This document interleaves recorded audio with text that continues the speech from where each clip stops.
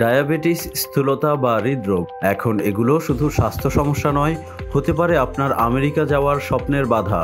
বৃহস্পতিবার ট্রাম্প প্রশাসনের প্রকাশিত এক নতুন নির্দেশিকায় বলা হয়েছে, এ ধরনের দীর্ঘমেয়াদী অসুস্থতা থাকলে ভিসা বাতিল হতে পারে যে কোনো সময়। নতুন নিয়ম অনুযায়ী যুক্তরাষ্ট্রের দূতাবাস ও কনস্যুলেট কর্মকর্তারা এখন আবেদনকারীর বয়স, শারীরিক অবস্থা এবং ভবিষ্যতে সরকারি সহায়তার উপর নির্ভর করার সম্ভাবনা সবকিছুই বিচার করে সিদ্ধান্ত নিতে পারবেন। যদি মনে হয় কেউ যুক্তরাষ্ট্রের সম্পদের উপর বোঝা হয়ে উঠতে পারেন, তাহলে তার ভিসা আবেদন বাতিল হয়ে যাবে। ভিসা বাতিলের সম্ভাব্য কারণ হলো ডায়াবেটিস, স্থূলতা, হৃদরোগ, ক্যান্সার, স্নায়ুবিক বা মানসিক সমস্যা। আগে যেখানে সংক্রামক রোগ বা টিকাদান ইতিহাসই ছিল পূর্বশর্ত, এখন যোগ হচ্ছে ক্রনিক বা দীর্ঘমেয়াদী অসুস্থতার বিষয়গুলো। এতে বিশ্বজুড়ে লক্ষাধিক আবেদনকারীর জন্য ভিসা পাওয়া কঠিন হয়ে উঠতে পারে বলে মনে করছেন বিশেষজ্ঞরা।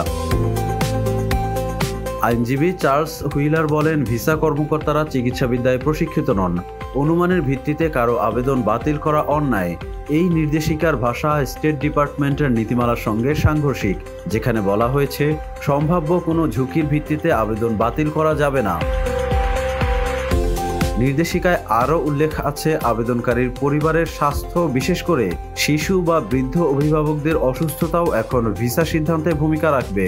অর্থাৎ পরিবারের কারো চিকিৎসার খরচ বহনের দায় যদি আবেদনকারীর কাজের সক্ষমতাকে প্রভাবিত করে, সেটিও পাবলিক চার্জ হিসেবে বিবেচিত হবে।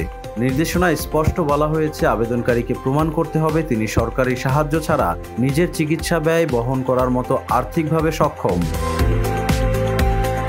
বিশ্বজুড়ে 10% মানুষ ডায়াবেটিসে আক্রান্ত।